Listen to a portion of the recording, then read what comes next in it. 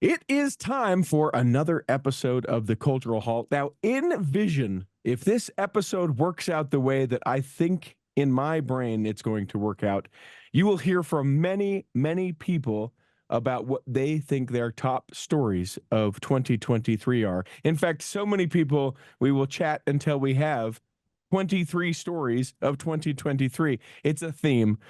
So there will be some new voices that you have never heard before. And the way that they were able to be a part of this is, well, maybe they're related. We'll talk about that in a second. Or, maybe they're a Patreon saint of the Cultural Hall. Maybe both. Maybe they're going to be future folks that you'll hear more of.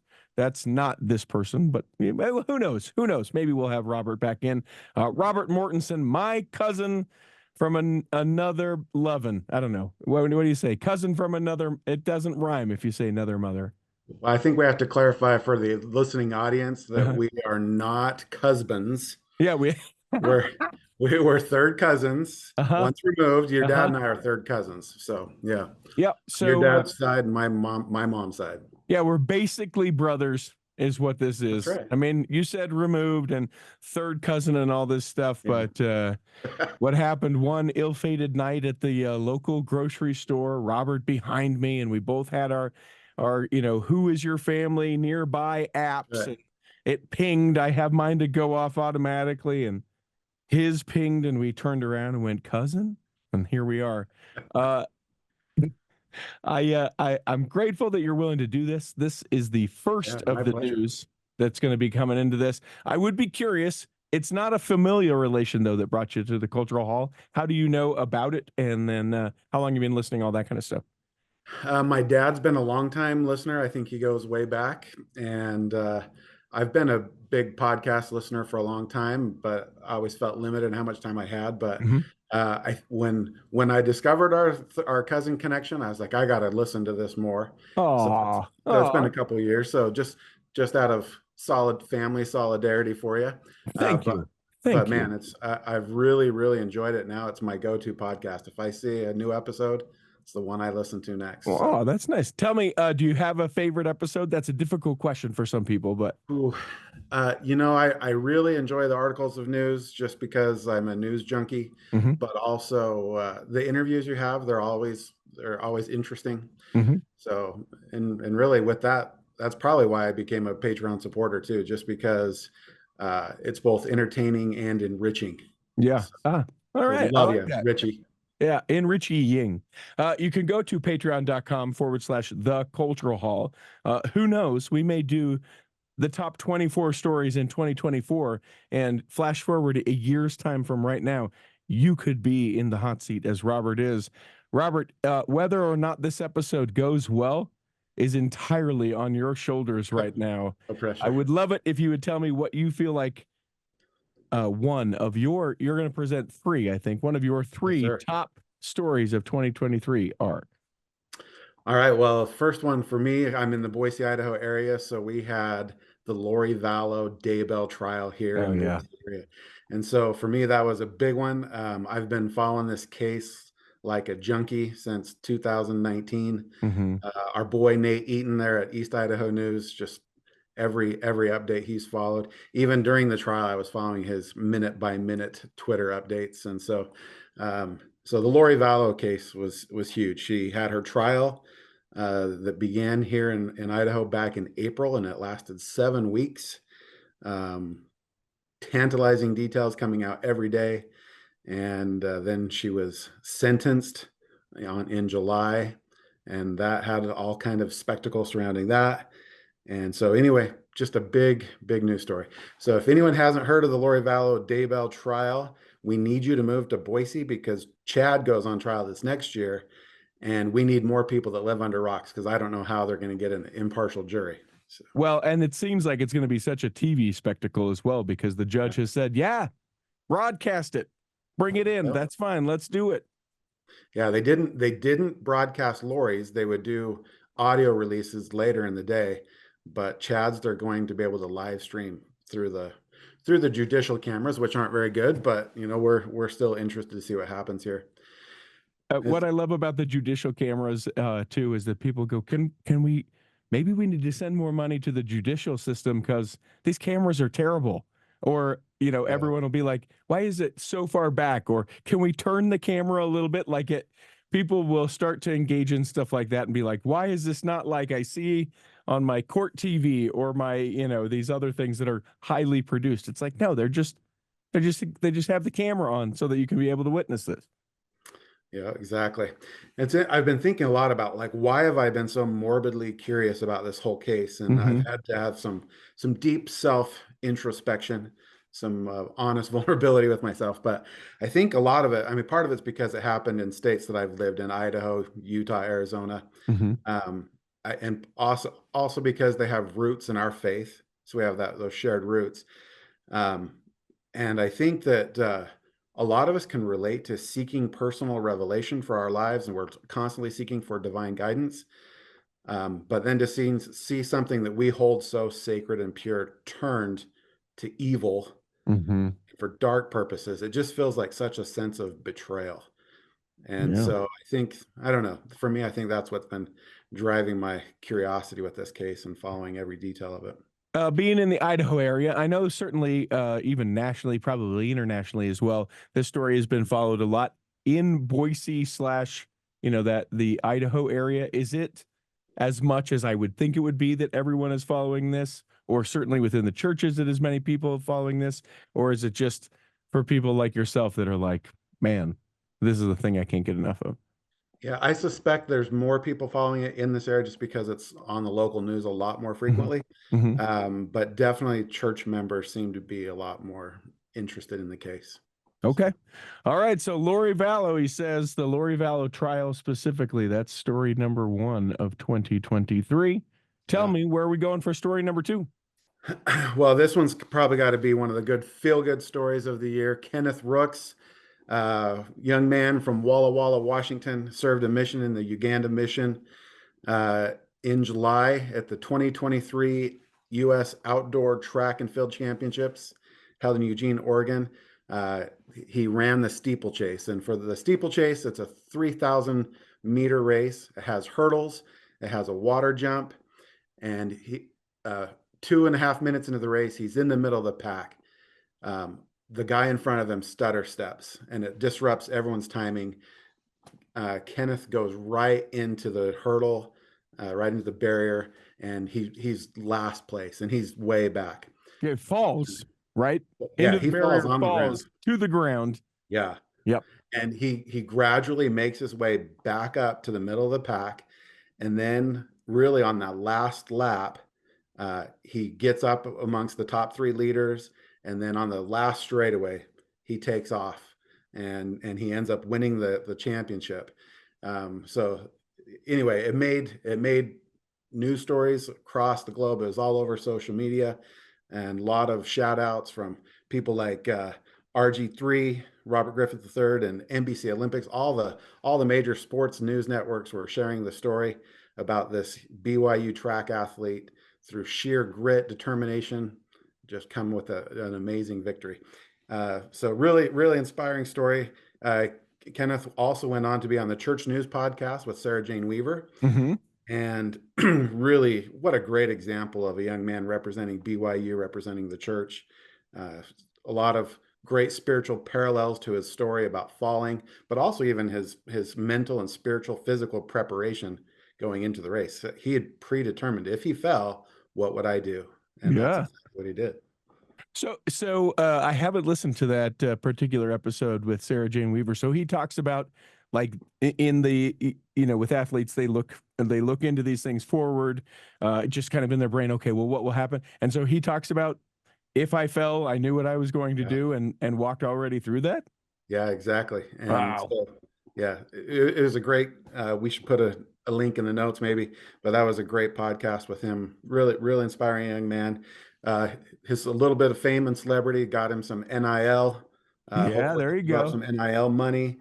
He ended up going on to compete in Worlds and finished 10th. Mm-hmm. So super respectable. So he still has 2 years left of college as well. So let's hope for more great stuff out of Kenneth Rooks. Dark horse candidate for one of the top 23 stories of 2023. I bet some people, I mean, certainly a lot of people that listen to the Cultural Hall will remember that we talked about that story. But I don't know that everyone would think, hey, that's going to be there. I love it, as you've mentioned, for the inspiration of it. There will be a lot of these stories that will be like, oh my gosh, how am I going to make it through another year with stories like this? But this is one. I was glad to see that it was on your list. Kenneth Rooks, and as you mentioned, all the links of the different things that we talk about in all of this episode will be available in the show notes. And that's a shout out to Megan Gordon, who makes that possible. She goes through, this is crazy. Most people don't know this. She listens to the episodes before I publish them and writes down all of the different links and then sends them to me. Because guess what? Thank you. I ain't got time for that. So thanks, Megan. Take us home. This is the last story. Your number 3 of 2023. Where are we going? All right, for me, this is really interesting because it's going to have direct impact. The church just, I think, in the last month, released changes to especially impacting the Intermountain West. They're standardizing the number of people, number of members, active members for wards and stakes. Mm-hmm. So for years, it's been in the Intermountain West, where right here in the Jello Belt, we had a certain level number of members, active members, full tithe payers, temple recommend holders. Mm-hmm. But now, and internationally, it was much smaller. Mm-hmm. So now they're standardizing it. So for example, it used to be in the Intermountain West, the US and Canada, you had to have 3,000 members to have a stake. Now they're only requiring 2,000 members. Mm-hmm. And then to create a ward, they need just 20 active full tithe paying Melchizedek priesthood holders. Those numbers used to be different, and only 100 participating adults. So my stake presidency finishes their 9-year term here in February. And our stake has grown enough, and we have some wards dividing, that it's very likely that these changes will immediately impact my stake. We'll probably be splitting into 2 stakes because we already meet those numbers. So really fascinating to think about the implications of it, the advantages and disadvantages, building logistics. I don't know how, I mean, you could potentially cram 5 or 6 wards in a building. We have so many units in our stake. We only have 3 buildings, and if we make a second stake, I'm not sure how they're going to do it, but we'll see. Saturday church is the answer, Robert. Yeah, there will be a certain number who are able to choose to go on Saturday. That's how they're going to listen. And then you get Sunday off. It's a fair trade, and it doesn't matter how. It's what's in your heart, how you worship. That's what you get a discount on tithing if you go on Saturday. Yeah, exactly. Listen, we know it's an inconvenience. We're going to knock it down to 8%. And then next year you can be back on Sunday. And then we rotate through the Saturday. And then you go later. And then Sunday morning. And then later. And then back to Saturday. See, it's a plan. Yeah. So as far as being a big news story for 2023, I think we'll see the implications and results starting to happen in 2024. So it's setting the table. I'm predicting it's going to have a significant impact on our culture. Tell me a little bit more about that, because the most of the speculation that I've seen is fairly negative, and I'll explain why I mean that. It's that we feel like the church, certainly along the Jello Belt, is starting to shrink a little bit, and so the speculation that I've heard is that the church is going, man, we had this higher expectation, and we don't want to be like, man, we lost 1,000 wards this last year, so let's lower the standard so we can say that we're staying as many as we can, as we have, or that we're able to grow them in some areas that we weren't before.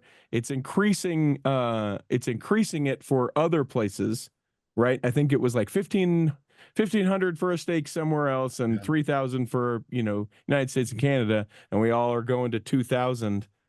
Yeah. The only advantage that I see, like from that perspective, is us being able to say we didn't lose 20 stakes this year, we stayed the same. Or in areas of growth, like everyone moving to Boise because they hate California, you can be like, we got another stake here.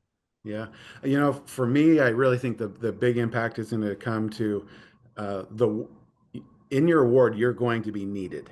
Yeah, there's going to be more leadership opportunities, and when you're involved in leadership, you're more engaged.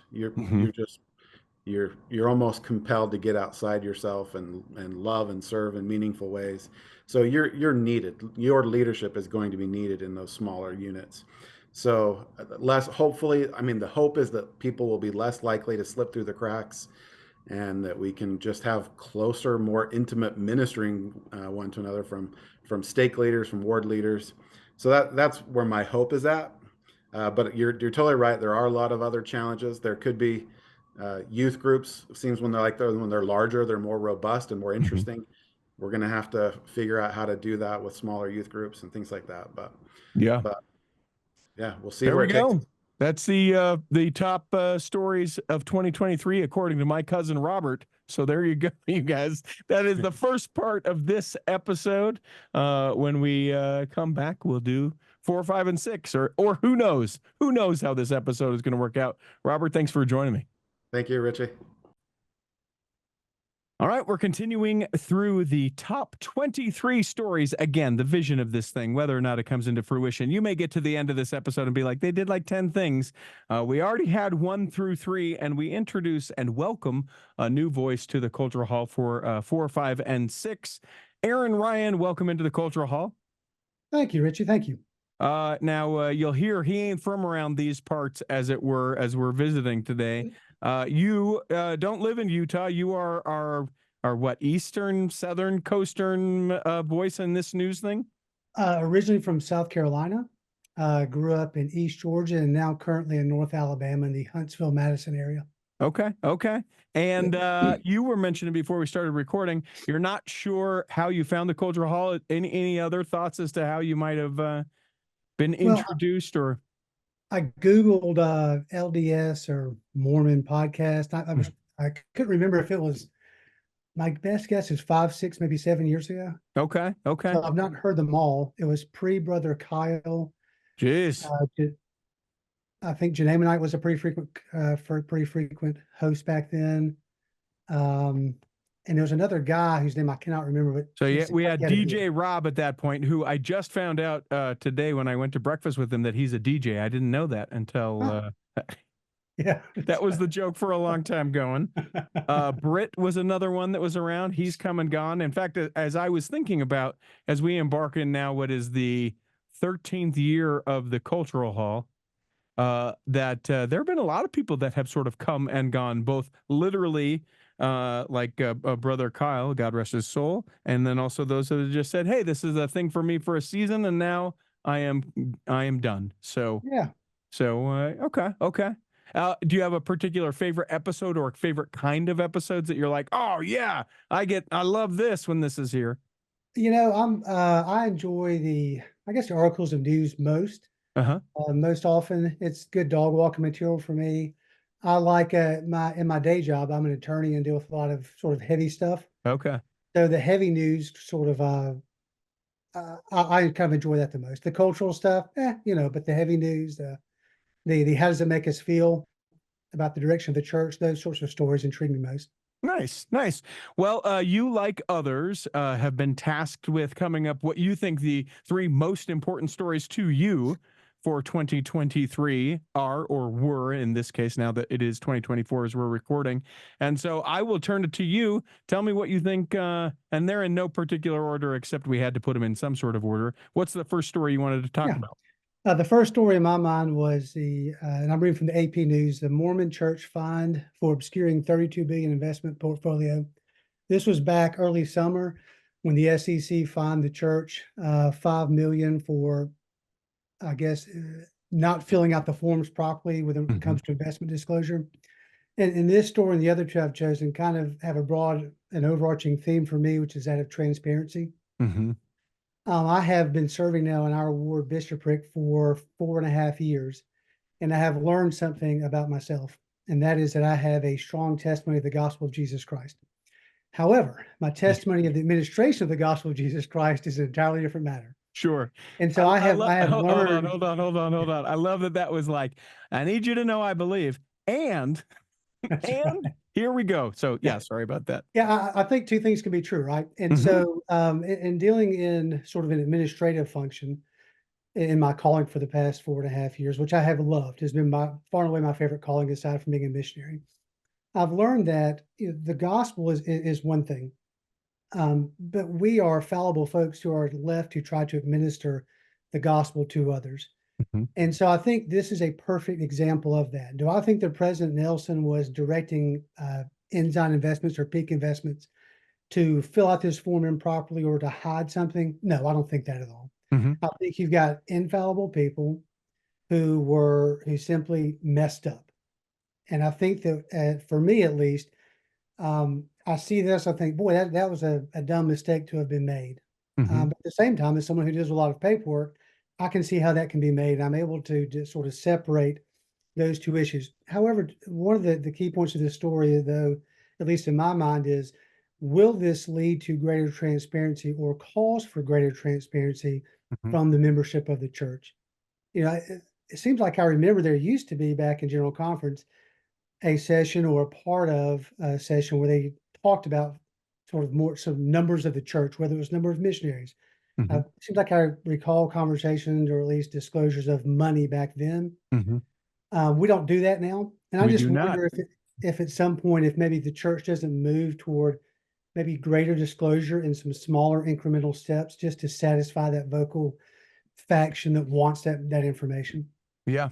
The thing that I have found, and why I sort of agree with you that it's one of the top stories of the year, is that there is so much to be discussed around it, from the very transparency issue like you're talking about.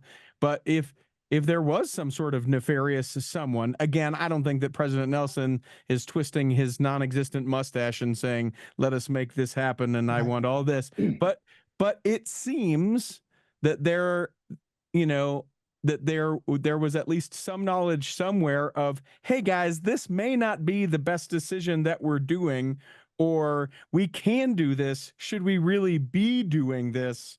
That, some people somewhere had to say, yes, go ahead, make it so, we're going to do this. And so to me, I just am like, yeah, not only make it a transparent thing, but another part of that conversation too was the one person that was quoted in one of the documentaries or docuseries about it, where he said something to the effect of, "We are concerned that if members of the church know how much money we have, they'll no longer pay tithing."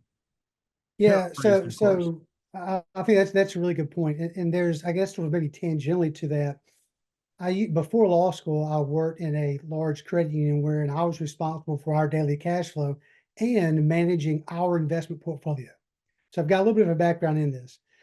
We would have to report once a month to an executive committee what we were investing in, why we bought what we bought, and beyond that, Richie, we were incredibly limited Hmm. into the types of investments that we could purchase. By and large, they were bonds or certified mortgage-backed securities, very low risk, Hmm. conservative type stuff. But you see what the church, you learn, also has invested in the GameStop phenomenon, Sure. right? Back during COVID.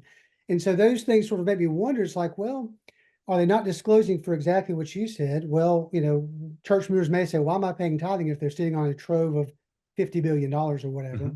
Hmm. Or why is the church investing in GameStop, which was, a phenomenon in and of itself? Should they be in more conservative type investments? Hmm. Those are things that, I would be curious to know more about. And so I just wonder if this is going to cause a greater push to transparency financially for the church. Yeah, certainly more discussion about it, because you also hear people that will say things like, well, is there any difference then between this and gambling? Mm, maybe, maybe not. Is it money that is tithing that is even in these funds, or is this the growth that's on the tithing? That's another discussion that people have had.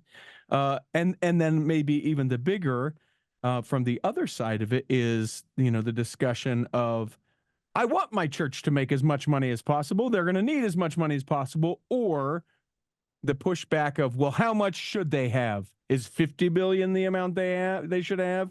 Is 25 billion the amount they have? And no one, and it's an impossible thing to do, to say this is how much we should have that should be invested. This is how much the things that we're building should cost. This is how much should go to help other people. There will always be critics in all of those things. And so many of those discussions just drummed up and riled up over that particular story. Yeah, it's an impossible subject to manage from the church's perspective. I don't know how you do it. I think that maybe a little more disclosure probably is helpful, a little more Sure. transparency, but there's, you're never going to be able to satisfy everyone.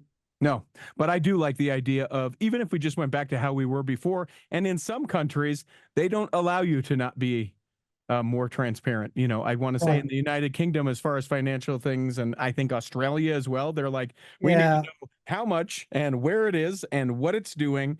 And in the United States, we're like, and everybody but the churches. That's right. You know. That's right. Yeah. And then you have another story. I like that all of yours are sort of the ones that people can go, yeah, I feel a little of this and a little of that and a little of this. So take me to your story number 5. All right, you mentioned the UK, so that's a perfect seg. In the UK, the church is now required to do background searches on folks who are serving with youth or vulnerable adults. I like this one a lot as someone who is also a mandatory reporter in my state.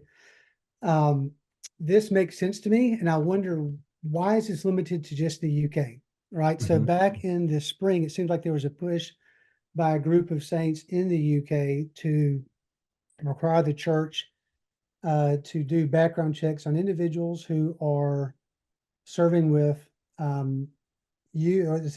practices to keep children and vulnerable adults safe from abuse. And so there seems to have been some sort of a campaign to require the church to do mandatory DBS, which is disclosure and barring service, for anyone serving with younger and vulnerable members.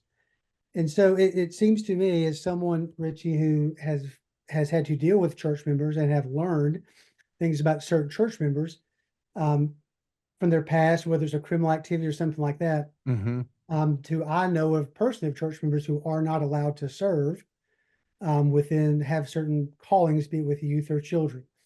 And I wonder, I know that because of my professional capacity, having dealt with certain individuals. But if I weren't in the bishopric or weren't in a leadership position, or this wasn't in my ward, how does that information get brought out if that individual doesn't bring it up themselves? And so I just wonder, why haven't we pushed that issue or brought that issue to be mandatory here in the U.S. or in other parts of maybe the more, the Western world, I guess. I'll leave it at that.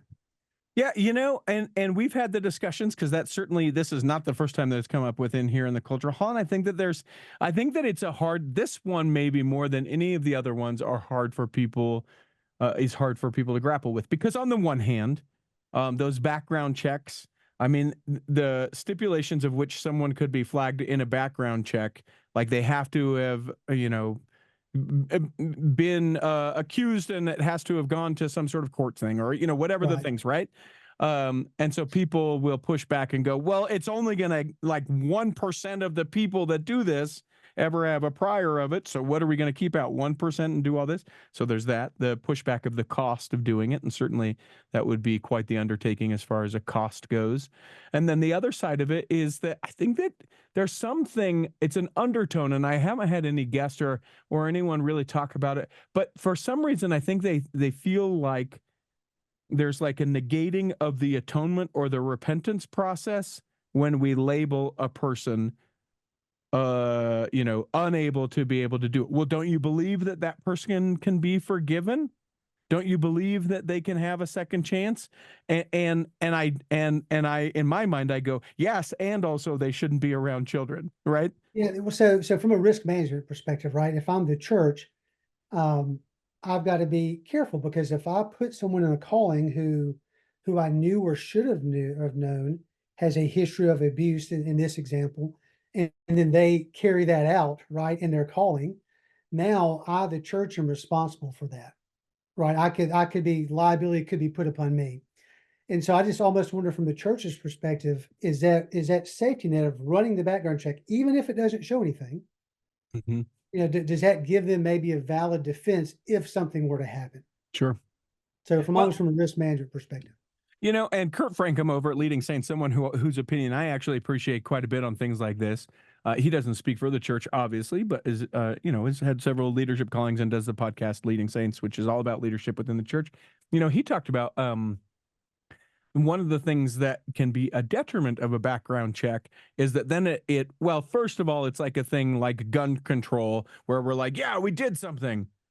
Yeah. And does it really do anything? But then the other part of it is that some people then they go, oh, that person's been background checked, and then throw all sort of suspicion out of the way. Like they put too much stock in the background check. And again, this is one where some people will hear some of our back and forth and go, yes, I agree with Aaron. Boy, Richie is way off on this. Boy, I think that that's sure right.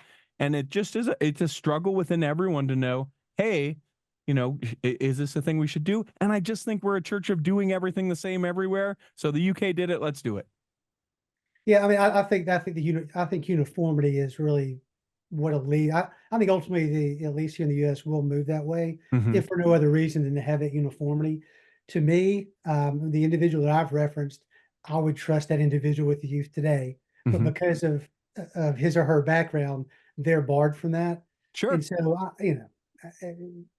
Yeah. I think you got to judge the individual, but I think the church at least is probably going to move that way just for uniformity, because it doesn't make sense for it to be in one part and not in other areas of the church where the capability exists. Sure. And you know, in the United States, there are some states that it is mandatory.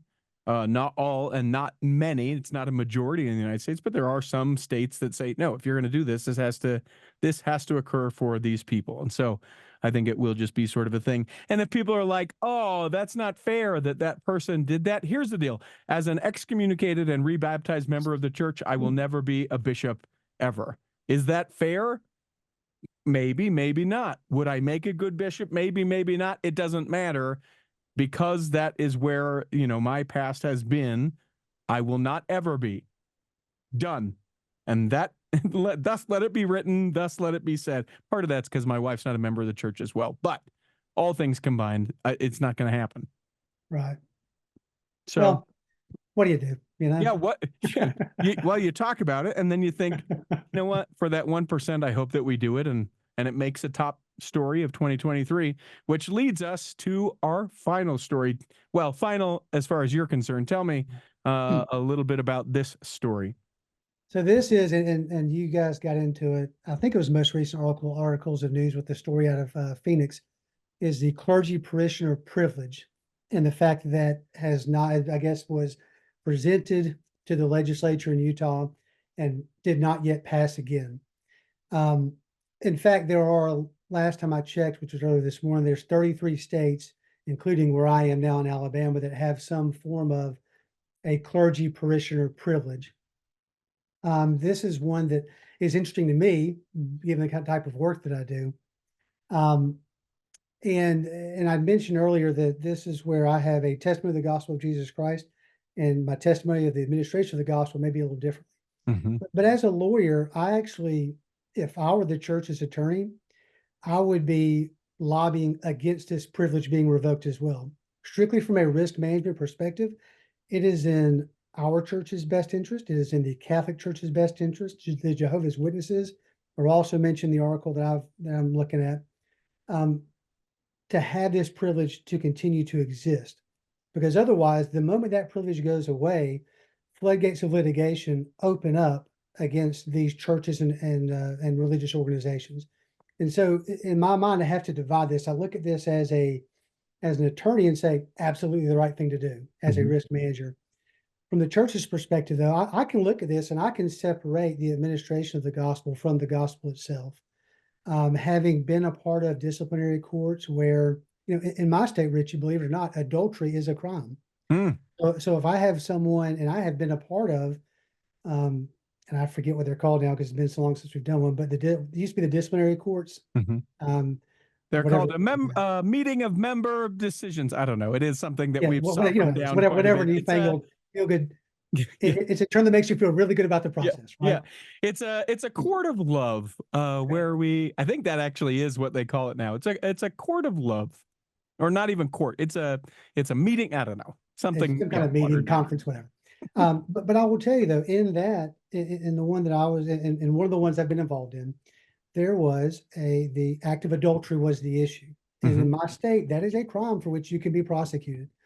So technically at that point, this member confessed a crime. Now, if this privilege were to be revoked, then I could be forced to testify in a court of law against the individual if a divorce case was going on, or if a criminal case was brought because of the adultery. I don't know what the answer to this one is, except that I respect that the church is being counseled by its legal representatives to lobby against the revoking of that privilege. Sure. And I feel, like I am sympathetic to individuals who have obviously suffered forms of abuse or things of that nature. But I don't know that it's the church's responsibility to say, okay, great, we're going to take the lead and say, we want that law, we want that privilege revoked for the purposes of someone being able to a bishop being able to testify in a court of law against someone. I think the greater good here demands that the privilege continue. Yeah, so I'm going to push on you a little bit because you talk about how you're a mandatory reporter, right? Yeah. And let's just say that you knew about something, right? Something and you find out about it, or someone comes and tells you, right? Now we'll say it's not within the confines of your religious calling right now, but I come to you and I say, you know what? I did this, Aaron. Yep. And you said, boy, they're real bad. I wish you wouldn't do that. Do you think that that's the thing that you should do? You mandatorily need to report, but you don't. For whatever reason, you decide, Richie, will you promise me you won't do that again? Will you come talk to me if you're not going to do that again? If you think you're going to do that again, or whatever the thing is, for whatever reason, you don't do it again. Don't you have, just as like a wholesome human being, some sort of just break down your own moral, thing to be like, and then I go and do it again. And you say, there is something I could have done to prevented either that same person being abused again or other people. So asking an attorney what my moral obligation is, that's a loaded question. Yeah. Never mind. I forgot. No morals. But I'll tell you though, it's like I've actually had this discussion with my bishop. There have been, and I do a lot of family law, a lot of divorces, custody, nasty stuff like that. I do some other stuff, but most of my practice now is confined to that. We have 2 stakes in my town here in Huntsville, Alabama. I won't do divorces or custody cases for individuals in my own state because I thought I was doing a good deed once for someone who was in a different ward, and it ended up turning nasty, and they moved into our ward, and it was a complete disaster. Because I was in the bishopric, and now all of a sudden, if I had to extend a calling, I told the bishop, I said, I'm out. I can't deal on any spiritual level with these folks. And so to prevent that, I've told the bishop, I'm like, look, I can't, if there's a divorce or something, I need to be out of the room. And we've had this discussion because I've told him, I said, I'm a mandatory reporter. If there are children involved, I think my ethical duty, is to report it. Yeah. As a member of the bar, I think that I would ultimately call the bar to get guidance, but my ultimate obligation is as a mandatory reporter, unless it's my client who tells me, right?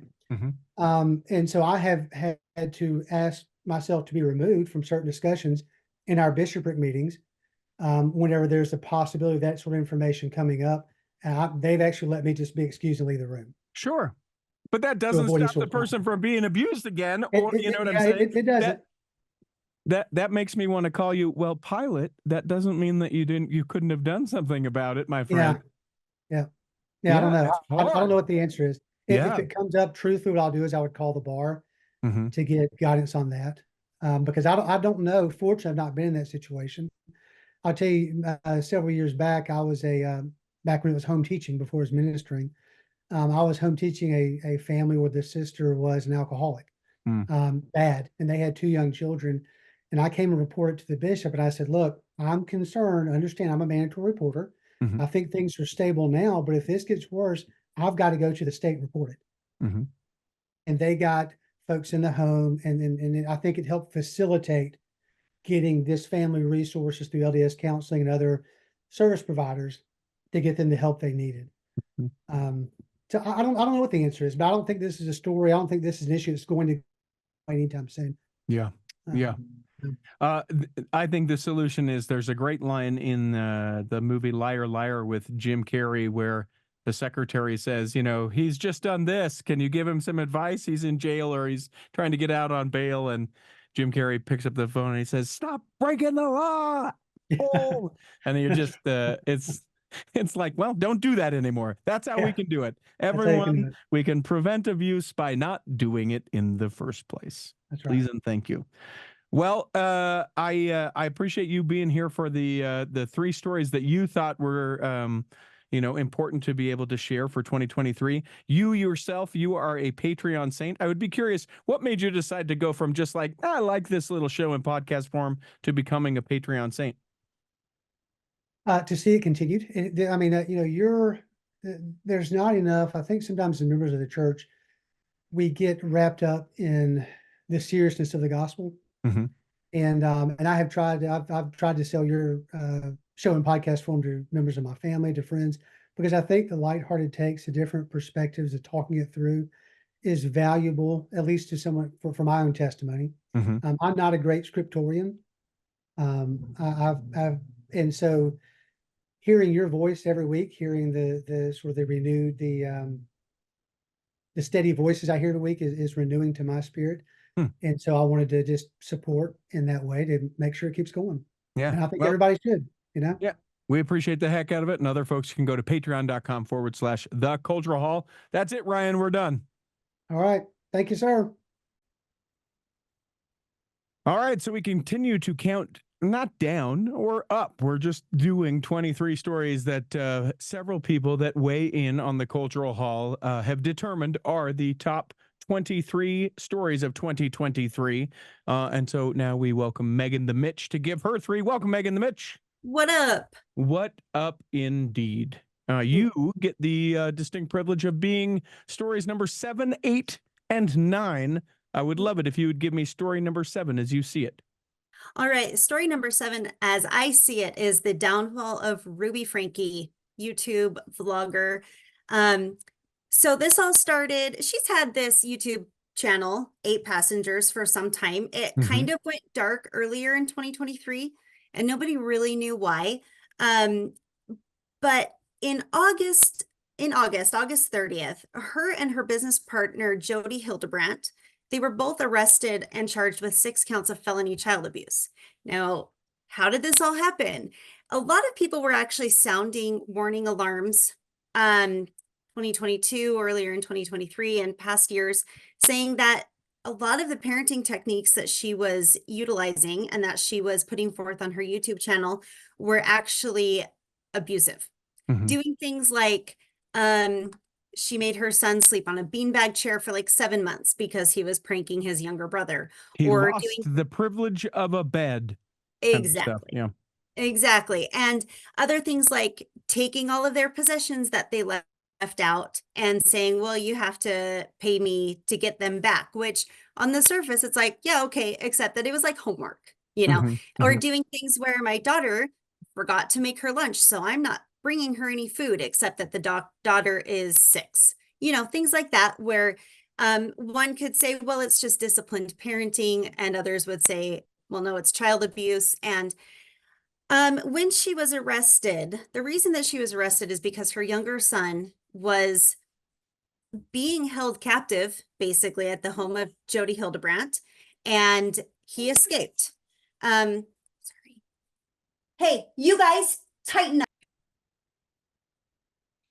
So her younger son escaped from the house that he was being held captive in and went to a neighbor and said, hey, I'm hungry, I'm thirsty, my sister and I are being tied up in this house over here. Of course, the neighbor did what any human would do and called the police, and found out that not only had this young man and his sister been tied up and held captive in this home, but that was definitely a pattern of behavior with the whole family, or with Ruby Franke. And it's come to light now that not only would they bind up their children, they would make this particular son work out in the outside in the summer all day long into the night, no sunscreen, no water. And if they found him drinking water, he'd be punished even further. He was frequently tied up with duct tape or ropes or handcuffs.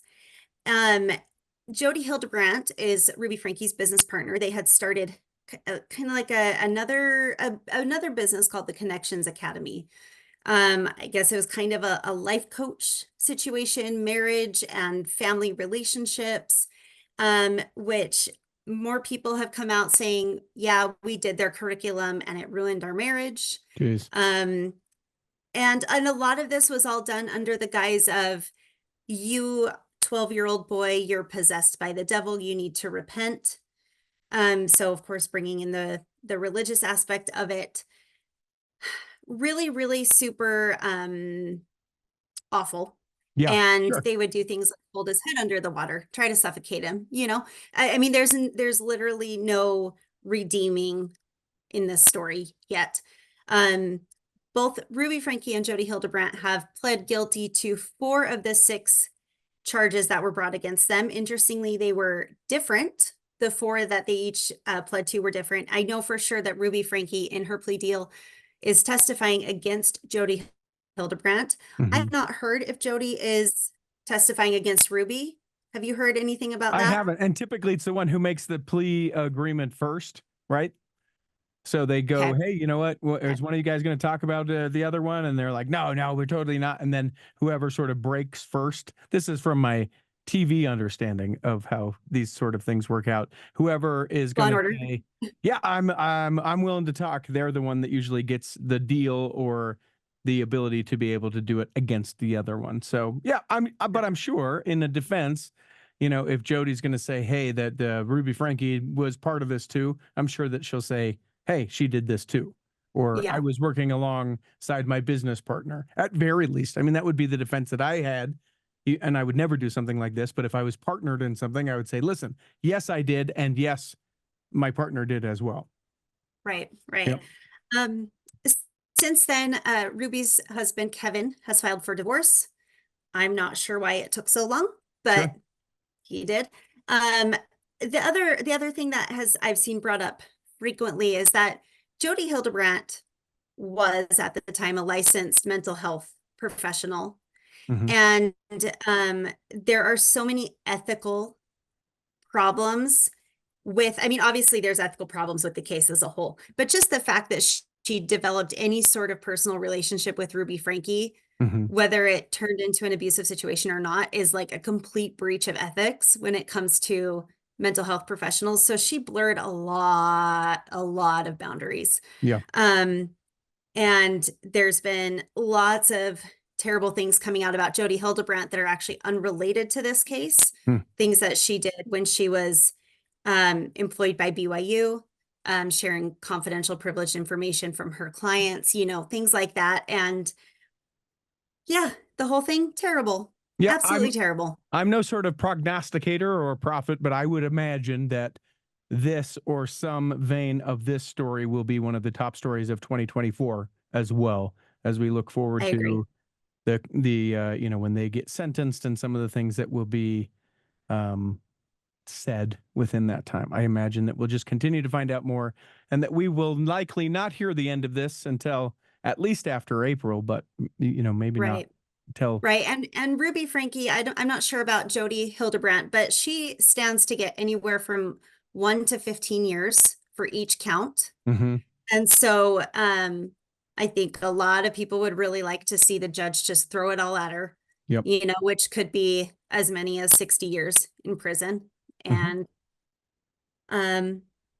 I have very specific feelings about that she needs to get every single one of those years, because yeah.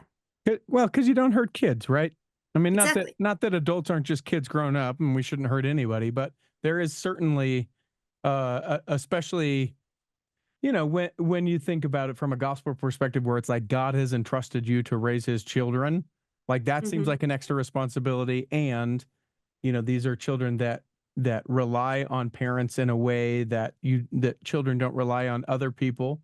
And I think that that's specifically vulnerable. And then I also just think, horrible. Right. And then to take all of those tactics and then put it out into the world to millions of people. I mean, I wouldn't say that I'm necessarily particularly careful about everything that I put online with my children, but I would probably, I mean, I posted one time a picture of my child when she was a toddler crying in like the corner for timeout. And then somebody called me out on it and was like, hey, that's not cool. And I was like, you know what? It's really not. And so then like some of the other nitty gritty stuff that goes on in my life, there's not a chance you would find me posting about it on social media unless it was with their permission or I kept it entirely anonymous, which is really hard to do. Sure. You know, there's just no excuse for any of it. Yep. All right. Story number 8. I'm excited to see where this goes from here. This one's going to be a little bit more positive. Okay. So Ashley Hatch was a standout soccer star at BYU, and she plays for the Washington Spirit. And in 2021, she won the National Women's Soccer League Golden Boot Award, which is a huge deal. Like an huge MVP deal. of all the MVPs, right? Am I understanding that right? Yeah. Yeah, exactly.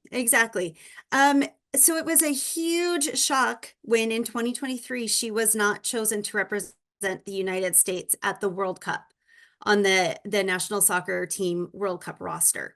And she was quite shocked and puzzled by it. And it was like, if you're a fan of soccer and it just didn't happen. You know, it's like Ashley Hatch, she's a shoo-in. She's been on the national team before. Sure.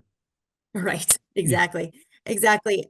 So she was really, really surprised and extremely disappointed, obviously. But she said that she found a lot of strength in her connection to Heavenly Father and her identity as a child of God. She says, I love putting in effort. My dad did a really good job of teaching my sister and me that it's an opportunity to work hard and it's a good thing. I feel like having that perspective really helped me to just kind of like want to keep working hard, always wanting to get better, never being complacent. And so she said, so after putting in consistent effort for over 1.5 years to make the World Cup roster, Ashley felt disheartened to have not been included. She said it's so hard to show up every single day, go through everything, the whole season, what everybody else did, and then to not make it. She said she felt like she failed. But I think any of us would look at her and all of her accomplishments and be like, nope, not an ounce of failure there. It's a failure on the part of the coaches, but not on her, you know? Do we have any idea why she wasn't? So like my mind goes to a couple things, like if you are a phenomenal basketball player, but you happen to be on the same team and play the same position as LeBron James, and they've got a LeBron James, and you're like, yeah, but I'm also very good. Let me play as well. Like it wasn't a scenario like that. It was just you didn't get picked. So sad. Yeah, that's what I have. In all that I've read about it, I haven't seen anything like that they had, you know, too many forwards or something like that. I haven't seen anything like that. But she said people in her life became ministering angels, which also helped her through her disappointment. Heavenly Father answered my prayers through all the people around me who showed so much support. I was able to receive so much strength from my husband, my family members, my teammates, from the coaching staff at the Washington Spirit, and even through the many strangers who reached out and shared their disappointment as well. But the thing that I love is that she's just been so positive through the whole experience. I mean, she's obviously disappointed, obviously a frustrating circumstance to find yourself in, but she has just said, look, I'm going to keep working. My time as a soccer player isn't over because of this one disappointment. And she is now looking forward to working hard to make the Olympic roster for 2024 in Paris. Cool. So best of luck to Ashley Hatch. She is a great example of just an athlete keeping her standards high and being just really, really awesome on the field and off. Here we go. All right. Takes us to story number 9 and your last story. And then we're going to take a break and come back with stories 10 through 18. Who will those be with? I don't know. I don't even know if we'll do them. This may be the end of the episode after this number 9 here in just a moment. I don't know. That's how this episode happens. Also, people are baffled by the minimal amount of effort that goes into planning these things beforehand. What are we doing? This? Perfect. Take it away. Story number 9. All right. So I'm calling this in memoriam the notable people of the Church of Jesus Christ of Latter-day Saints who have passed away. Beginning in January of 2023, we lost Sister Mary Crandall Hales, who she was 90 years old. She was the wife of Elder Robert D. Hales, who passed away in 2017. Very, very sad. They had been married for 64 years, which is a very long time. Sister Patricia Holland, wife of Elder Jeffrey R. Holland, passed away in July. She was a former member of the Young Women General Presidency. She was 81 years old and passed away after a brief hospitalization. She grew up on a farm in Enterprise, Utah, and married Elder Holland in 1963 after a 5-year courtship. Jeez. They were sealed in the St. George Temple. They had 3 children and 13 grandchildren. In October, we lost Sister Kathleen Eyring. She passed away at 82 years old. And from my understanding, she had suffered for a long time with dementia. She was born in San Francisco and attended Berkeley. That's where she really found her faith, her solid faith. And it was while she was at summer school in Boston in 1961 that she attended a devotional where she met President Eyring. They were married in 1962 and had 3 children. And then in November, sadly, we lost Elder M. Russell Ballard. He passed away at age 95. He served for 47 years as a general church leader. And at the time of his death, he was the longest serving living general authority. He had 7 children, 43 grandchildren, and 105 great-grandchildren. Jeez. He was reunited with Sister Ballard, who passed away in 2018. So those are like the really big, very notable ones, but I want to run through a few others. Please. We lost 8 missionaries throughout the year, some due to illness and some due to accidents. And in that list, I'm including Elder Liam Mildenstein, who passed away upon receiving his mission call to Japan. Yeah, I remember that story. Yep. That story is so heartbreaking. Additionally, Douglas D. Alder, a historian and former member of the Mormon Historical Association, passed away. Rick De Azevedo, he was a member of the King Family Singers, a TV producer and an executive at both Warner Brothers and Universal. Historian Lester Bush passed away. Stan Ellsworth, who was an author and host of BYU TV's American Ride. Lavinia Fielding Anderson, she passed away. She was an author, historian, and literary critic. And I hope that I'm right in saying this, that she was a part of the September 6th. She was one of the September 6th, yep. One of the 6, yeah. Linda King Newell, who is an author, historian, and former president of the Mormon Historical Association. Ann Perry, who was a prolific crime writer and subject of the 2009 documentary called Interiors. And if you want a rabbit hole, Richie, look up Ann Perry. Okay. It is a banana story. Or P-E? P-E. Okay. And you'll find a link to it, obviously, in the show notes. Yep. And then Joan Woodbury, who is choreographer and co-founder of the Ryrie Woodbury Dance Company. So I hope I got everybody. Yeah. Well, you didn't. And inevitably someone will go, I can't believe that you missed this person. And if I'm any sort of editor and or purveyor of shows available in podcast form, I will find some sort of soft music that can play underneath the memoriam like they do in all of the award shows. Remember you. Oh, maybe I'll just record that and have you do that over and over. It's just you. I will remember you. Pause, pause, pause. I will remember you. And then becomes an earworm. All right. Well, that's it, Meghan. Thank you very much. Thanks, Richie. Talk to you later. All right. As we continue the top 23 stories of 2023, I know you're thinking, listen, we're getting this on the 5th of January. At what point is it going to be the top stories of 2024? Listen, here's the thing. I was talking to my buddy Kurt Franke. I'm over at Leading Saints, and when he heard me talk about the top 23, he said, Richie's going to regret that he decided to do that, and that's accurate. Plus, and this is not a joke. This is an actual for seriousness. I'll tell you what, life happens a lot around the holidays. And so pray for the people that are in your particular congregation, or if you're like, hey, everyone is just fine, pray for the people of the hall. We got people that have got no voice, people in the hospital, people who have been in and out of the hospital, people that aren't able to speak, one who it's teetering as far as COVID. We've got pneumonia and RSV and all the things. I'm fine. I'm just fine. But I committed to doing a bunch of different news stories with other people. So here's how this is going to go. Annette Luthi-Lyon is here. Thank you for being here, Annette. Thank you. Thank you. So she's going to do stories 10, 11, and 12. And then I'm going to rattle off a bunch of stuff that'll justify it to 23 so I don't feel like I'm a liar.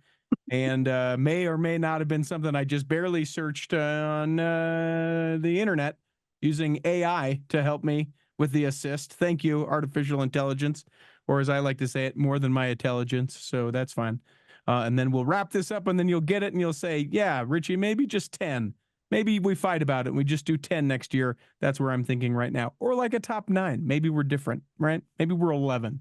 13 because they're articles of faith. That could be 13 articles of news. Doesn't matter. Annette, what is number 10? Number 10 would be Tim Ballard and Operation Underground Railroad and all of the fallout that has gone on with that. So I could do should I do a big overview for those who are unfamiliar with the whole thing, or kind of just drill run through down? it pretty quick. I know that most people are at least familiar on some level, so we can skip, or not skip through, but blow through it pretty quick. Go ahead. So yeah, Operation Underground Railroad was for years seen as this, and basically advertised as a place of organization that would help rescue women and children in sex trafficking situations across the world. Things have kind of come out, and the thing has kind of crumbled because there's a lot of sexual allegations of misconduct from Tim Ballard, who founded the thing back in July, I believe, maybe it was June. He quietly stepped away from OUR because there were some allegations coming out then. Then in about September, that's the allegations became public. And over the next 2 months, everything just hit the fan as far as Vice, who had been doing deep dives and investigative reporting since December 2020. They actually came to the church and said, well, do you approve of what he's doing? Because he had talked about, oh, well, President Ballard approves and he's a good friend and he's donated and blah, blah, blah. So the church replied with a statement saying, no, we do not agree with the things he is doing. And he is no longer considered a good friend of President Ballard. He is, I'm forgetting the exact terminology right now, but essentially betrayed their friendship and that kind of thing. And then Tim came out with a bit of an unhinged video response saying the church would never do that. Then I've never said anything I shouldn't have said, and blah, blah, blah.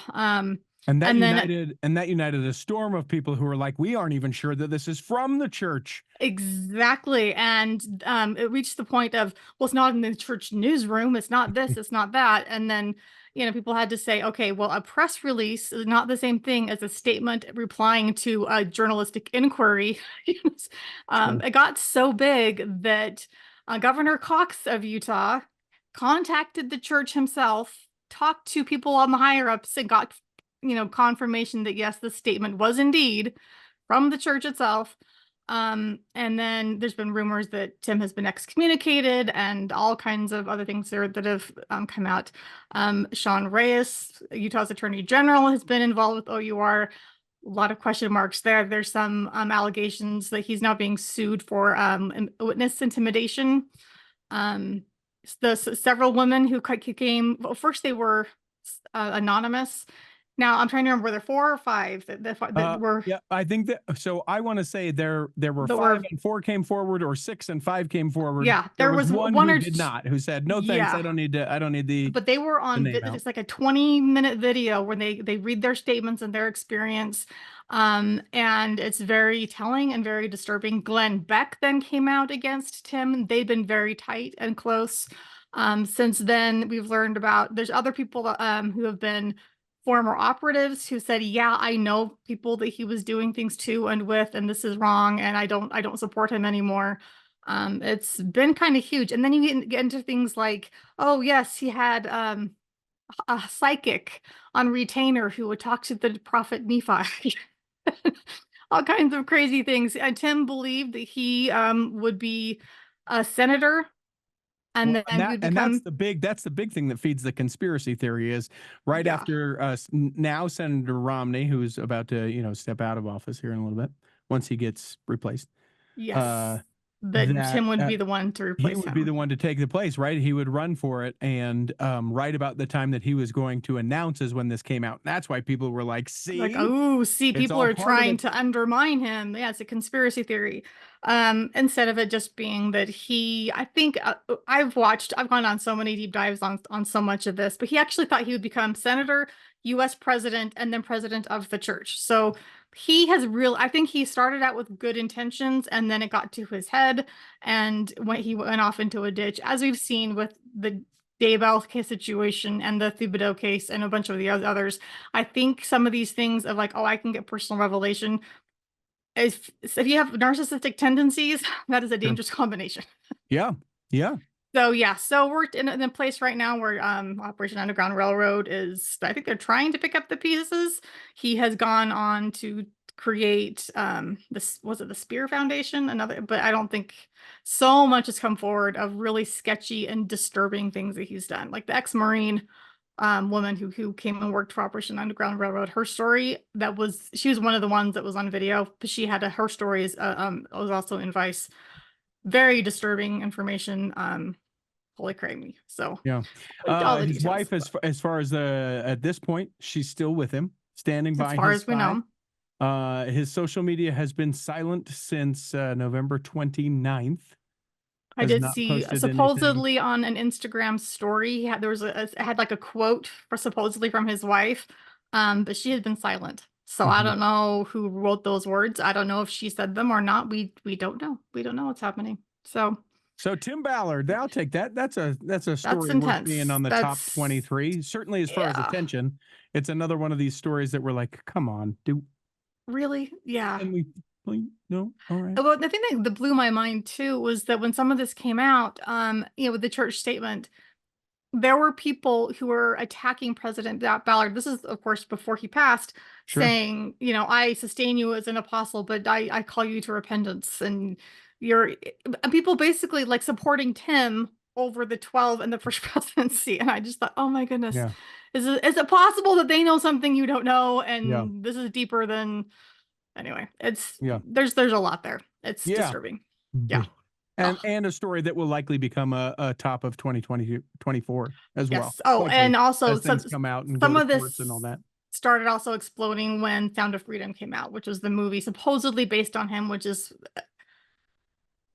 so fictionalized it's not even really about him. But have you watched it? No, I've heard a lot on it from people who have seen it. It just became available on Hulu or Prime, one of the ones that I've got. And my wife was like, we should watch it.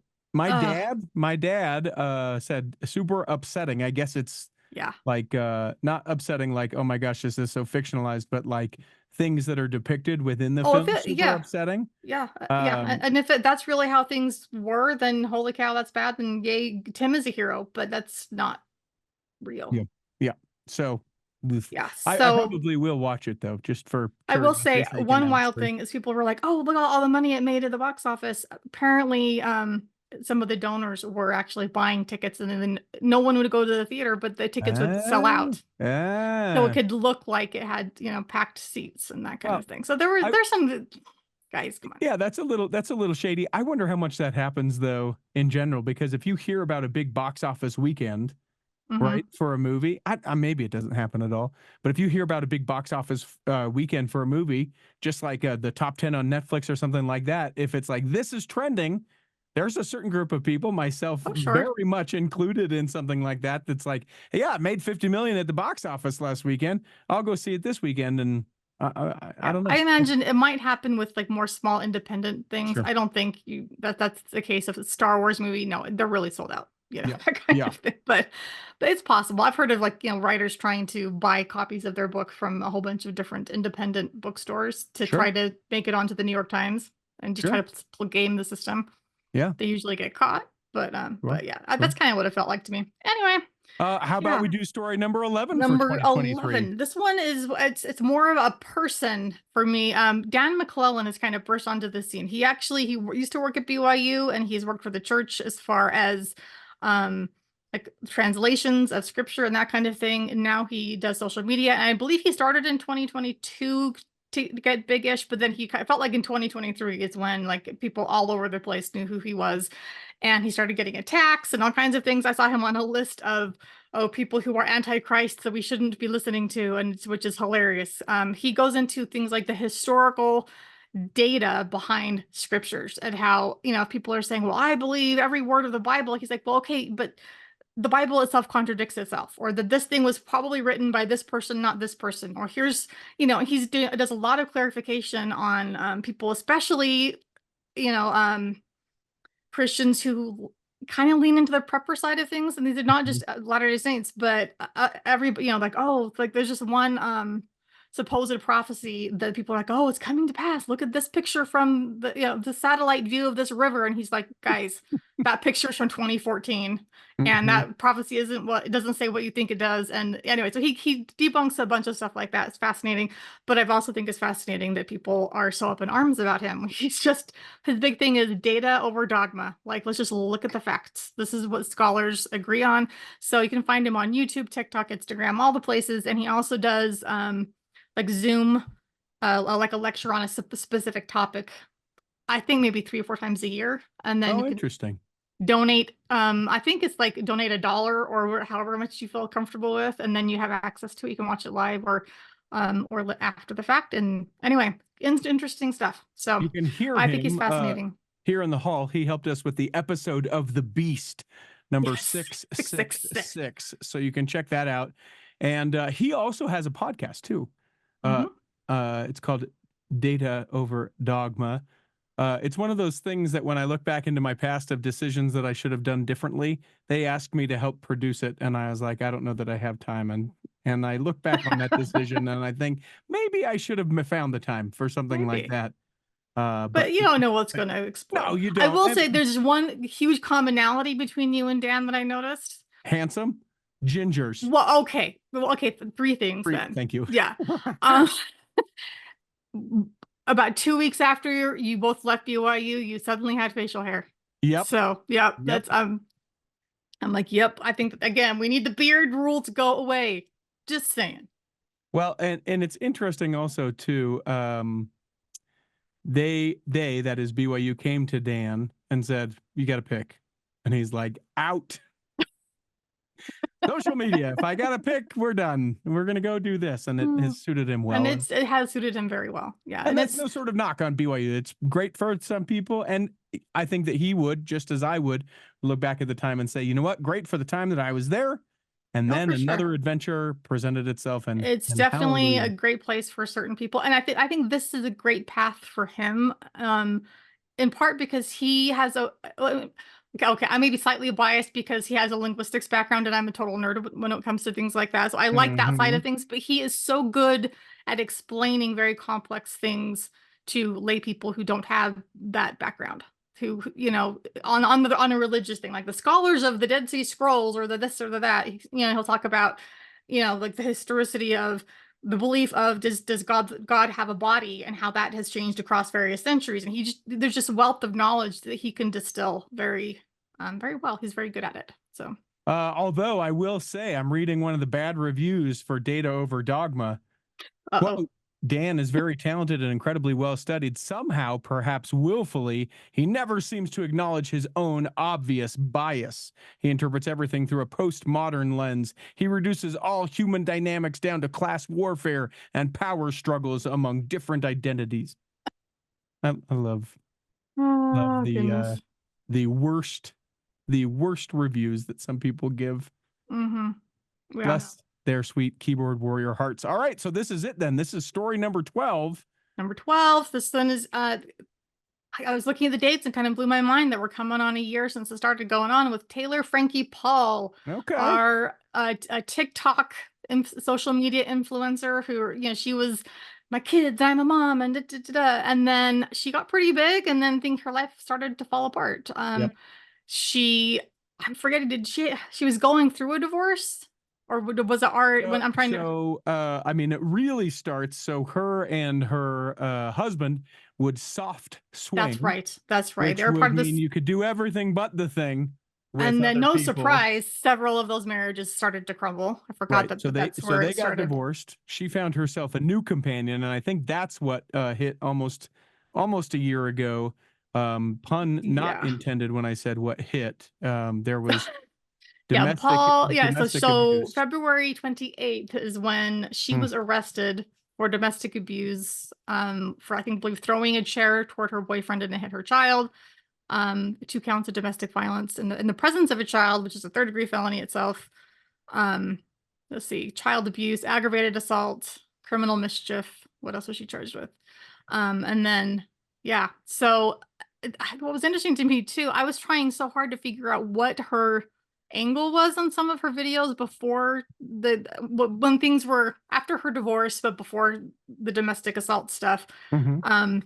Because she's like, we're getting ready for church. And, she's very open. Oh, we go to the Church of Jesus Christ of Latter-day Saints. And I'm like, oh, Mhm. that's great. And she's like, by the way, she has her little can of Coke. We're allowed to drink caffeine. But Mhm. then she began the video sitting in bed with her boyfriend. He had clearly slept over the night before. And I was like, so are you saying that you're like active believing or not? Because that's not part of that. Like, Mhm. Mhm. it's a weird dynamic. I couldn't quite figure out where she's going, but there's some video that came out a couple of months after her arrest that was very. She's very distraught and she's very upset. I think she's drunk, if I recall, and just not. It's one of those things that is like it's painful to watch. I think it's police body cam footage, Hmm. if I recall correctly, and that was in the summer. Last we heard, she is expecting a child with her boyfriend. And I'm hoping for her sake and everyone's sake that will be a positive thing and not one more thing that will add additional stress to anyone's life. But Yeah. anyway, yeah, that's soft swinging, probably not the best idea. Things can go horribly wrong. I can take a firmer stand on that. Not a good idea. I'll step It's away not a from good idea. probably not a good idea and just say not a good idea. Yeah. I don't. So 0 stars. Don't recommend. yeah, well, and I think she was claiming, with the violence part, well, she just thrown a chair, but it was more than that. Police said that she was on video kicking her boyfriend and had him in a chokehold. Yeah. So there was more than just, I accidentally threw a chair and it happened to bump my little child. It was more than that. But Yeah. yeah, Well, all right. it's upsetting. So those are the three that I thought jumped out for me. Anyways, although they hadn't already been covered, because of course I am all over the Daybell situation as well. Yeah. But that could be a That'll whole be other 2-hour interesting. conversation. We're going to work with our friend Nate Eaton to try Yes. and be a little bit more involved with that. And certainly we can be more involved with that because that court case will be on TV. So we may do Yes. like a roundup thing at the end of the week, or we have talked about doing some of those, a little bit more involved, a more community-based events from the Cultural Hall. Here's the deal. We've been around a long time. In fact, I would dare say, except for one product, that we have been around the longest. And sometimes that can be a little bit taxing. Sometimes we think, oh man, we've done it all, or we sort of rest on our laurels. I hope that 2024 is a year that we sort of push through all that. And if you would like to be on board the exciting train that is 2024 and the Cultural Halls, we move into the future. It's not just hosts. We've got plenty of hosts that are, not healthy right now. I suppose there would be an opening or two for something like that. But if you're thinking, man, the Cultural Hall really needs this, and I have this amazing skill, and what a cool community of people, a bunch of friends behind the scenes, all that kind of stuff. You have a little bit of extra time. We'd love to consider and likely use your help. You can send us an email, contact@theculturalhall.com. So I promised a bunch of news stories. I'm not going to try and chase down anyone else. So I searched on the AI and I said, hey, tell me the top 10 stories for 2023 for the LDS Church. Now you're thinking, wait a minute. Annette did 12, or Annette did 3, so that takes us to 12. I'm about to do 10, and then there will be one more. I've got the one more. Stress not. Here are the 10 that AI taught me. Let me start here because it wants to make sure that I know that defining the top stories for the LDS Church in 2023 can be subjective, as different perspectives prioritize different events. However, based on various news sources and discussions within the community, here are 10 significant stories from 2023 categorized for clarity. So it starts with positive, and then it goes to challenges and controversies. First 5 So the AI made a list. They divide it into lists. It's a listicle. That's why I love AI. Positive developments. Number 1, the temple boom. President Nelson announced a staggering 35 new temple locations throughout the year. Mark our words, it'll be 500 by the year 2030. Not 500 in operation, but 500 in announcement, in groundbreaking, in work in process by the year 2030. The second story that it says is the humanitarian aid. The church continued its robust humanitarian efforts, exceeding $1 billion in donations and impacting areas from malnutrition relief to disaster response, which I think is a big one. I think that we probably would have walked right past that one because it's not one particular story. You know, we can talk about they went here and helped the earthquake people here and here in the flood there and the hurricane and all that. But when you look at it in totality, I think that that's a big deal. It says number 3, according to AI, increased transparency. There's continued historical document releases, including Spencer W. Kimball's diaries, the final volumes of the Joseph Smith papers, and that both of those fostered greater transparency and engagement with church history. I would say that that's valid. Also, maybe the story of the Joseph Smith papers concluding would make a story, but not as a whole, increased transparency being the story. Number 4, it says missionary success. A rise in missionary service, particularly young women, indicated renewed enthusiasm and commitment to sharing the gospel message. This is pretty good, AI. You did a good job. I wish I could pat AI on the shoulder, and I know I'm making creative people angry because, well, they're taking our jobs. But number 5 of the positive ones, community outreach. Various church departments and initiatives collaborated with organizations like UNICEF, furthering interfaith dialogue and humanitarian partnerships. So maybe a little bit general. I guess those are the top 5 positive general stories. None of those really specific, I suppose, except for maybe the temple. However, challenges and controversies. And it's interesting how well AI was able to do something like this. It says number 6, temple costs. There were leaks regarding the Pocatello, Idaho temple that fueled discussions about the escalating cost of temple construction and its potential impact on other church resources. And off the top of my head, that doesn't sound familiar to me. Yeah, I mean, certainly the talk about the increased cost of temples and that we're building more temples. But will you take a second while I'm telling everybody about number 7 and 8 and find out what that cost initially was and what was leaked as to how much more it'll be so we can share on that? Number 7, certainly we talked about this, including doing a whole episode about it here in the Cultural Hall, the Heber Valley Temple controversy. The proposed Heber Valley Temple location ignited community backlash, concerns about environmental impact, and lack of local consensus. And I would slash Heber Valley with the Cody, Wyoming Temple. I think that that's just as much. Number 8, according to AI, says social media debates. Issues like LGBTQ plus inclusion and women's roles in the church continued to provoke online debate and highlight existing theological and cultural tensions. I think in general, that's the biggest story, but there were probably specific examples of that would be highlight in a top story of 2023. Do you have the answer on the Pocatello or on the a little bit, Pocatello? just not a ton of why this was a huge controversy, but they're talking about just the expenditures, again, because the church has all this huge portfolio. So they said an example of temple expenditures. This is the Salt Lake Tribune. The newspaper pointed to Idaho's Pocatello Temple, which cost an estimated $69 million to build. The single-spired 3-story, 71,000 square foot edifice features polished limestone flooring quarried in Bethlehem. And I know in wood forest doors imported from the Congo River region. So that's kind of cool. So just super expensive. It was just sort of like, yeah, it's expensive. Yeah. And maybe the fact that we got a number with it, because I can't tell you what what the Feather River Temple cost, right? We know it's expensive. Right. We know they get the finest things, but we don't know a number. Maybe that's the big deal of why it was such an issue. So that is that story. Let me go back to my list. AI generated. Number 9, media scrutiny. Church policies and practices faced increased scrutiny from mainstream media outlets, prompting ongoing dialogues on transparency and public relations. Okay.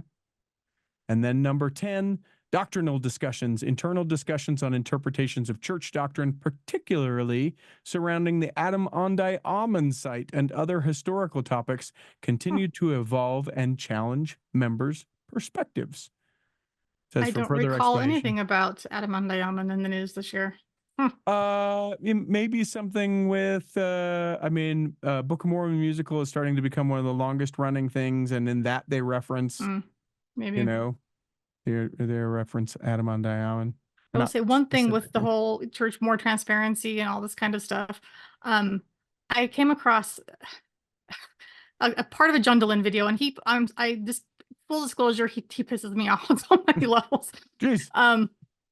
What? I just said, geez. Yes. Such language from a lady. Ooh, yeah. But he was, I mean, and there are plenty of things you can justly criticize the church for. I'm not going to, say there are not. But one thing he was saying is, like, as proof of the church being this horrible organization, was that the money the church has paid out to sexual abuse victims. And I was like, isn't that trying to make it like, what? Yeah. Shouldn't we be doing that? I think that's a good thing. I don't see the problem. I think we're doing better as far as, too deep leadership and the windows and the doors and all the different, we're moving forward in a better way. And those people who were hurt earlier, I don't think it's a bad thing for us to be saying, yeah, that was wrong. Here's some money to, like, it was a very odd criticism. I was like, dude, that's called accountability, you freaking idiot. Yeah, I suppose it's speculation. If I were to put myself in his shoes, and I don't want to be, I would probably say something like the fact that we don't know how much over time the church has paid out in something like that. Again, another thing where it's like, we know that they have, but we don't know how much and how often and what it was in the year. Or if it was like, here's money to keep your mouth shut. I think that's I'm guessing that was his, his argument anyway. So that's 22 stories. The 23rd story is this. I do not want to do this lightly, nor do I want to, whatever. This is no sort of like threat or anything like that, but it is interesting to me as I've looked over the last couple of years, the growth as far as like Patreon, the growth as far as like listenership to the Cultural Hall, and we're doing great. No one should be worried that that it's not healthy, but what it isn't is growing in a way that that I would like it to. And so, the 23rd news story for 2023. I have no way to define this. I don't know what I'm actually saying, but I am looking at doing this entirely differently after this year. Potentially not doing this anymore. And that's not something I want to do, and I don't know what that would really be. And my wife would tell you, there's no way you're not going to do it, and she's probably right. But as we look at this year and look at some of the episodes already recorded, we do really great things. We're leaning into YouTube. If you have not found and followed us over on YouTube, it's, youtube.com/The Cultural Hall, or just search The Cultural Hall. You can see a lot of our interviews there. There's the Patreon group. There's the Cultural Hall back row. We do a lot. We're going to do a lot this year, and we're going to do some things different. But the thing that I would say, the thing that I would ask, that I would plead, and that I would say, because you like it. If you don't like it, I understand why you haven't done it. But if you do like it and you haven't taken an action on any of these things, I would encourage you to do so. Growth, I guess, to me, equates, hey, have you heard this great thing that I listened to? I want to share that with you. And so when numbers aren't going up, it makes me think, okay, well, people don't like it. Those episodes aren't good and they don't want to do it. Or in my worst of worst times, well, I start to think about things like, well, fine, if they don't like it, well, I won't do it. Like a child. I recognize that to be a child. So if you have some ideas, things that you would like us to do in 2024, if you have been a fence sitter about becoming a Patreon saint, get off the fence and come join us, become a Patreon saint, be part of the secret but not sacred Facebook group. Let's go a different step on that. If you love books and you hear the authors and you want to purchase the book, use the link that we have in our episodes, because we have affiliate links and people can, help us out that way. If you're like, I don't want something for nothing, you do it for free, that's fine. A one-time donation, that's great. We're not a 501c3, so, we don't have that tax advantage. But if you would like to, we would welcome it in whatever way you can. share the show, like the show, tell people about it, share an episode, recommend the guest, and then share the heck out of that guest that you can say, hey, I brought that to you. But help us grow in 2024, or maybe you'll see us go. Is that the thing? Help us grow or see us go? I don't know. That's not as catchy as I maybe thought that would be when I said that. Anyway, contact at theculturalhall.com or find us on any of the social medias at The Cultural Hall. What say you at the end, Annette? I always let a lady have the last word. That you do? That I do? That I do let the ladies have the last word? I don't remember having that be a thing, but so yes, amen to what Richie just said. There's a lot of people behind the scenes doing a lot of work. So if you appreciate it and there's something you can do to just support it, click a link. If you're going to buy that book, see if the Cultural Hall has a link for it. That might help a little bit. Just add a few pennies. Doesn't cost you anything more than that. Share it with your friends. All the things. All the things. Yeah. Okay. Well, we hope that this episode has nourished and strengthened your body. We hope that if you are sick and afflicted, you'll be able to listen next week. And that when the time comes, you will be able to travel home in safety. In the meantime, we'll be saving a seat for you. On the back row. Of the Cultural Hall. Cultural Hall. See, you got the last word. Excellent.